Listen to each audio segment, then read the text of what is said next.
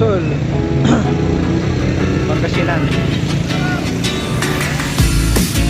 Itong kanilang studio, medyo maliit lang.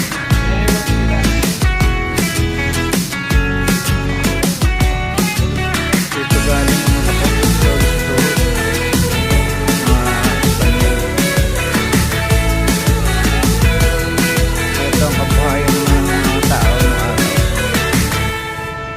salamin dito sa kanilang gawang revolto.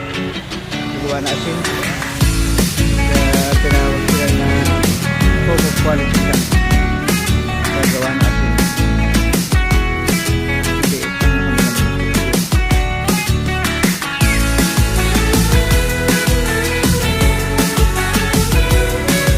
sila na mga produkto niyo po dito sa Tasol Pangasinan. Yung gumagawa natin, kaya yun nakalagay doon sa revolto. Opo, home quality po. Ano pa marami dito makikita, mapasyalan. Beaches marami. Maganda yung mga dagat nyo dito. Opo. Makikita po sa Tampubong.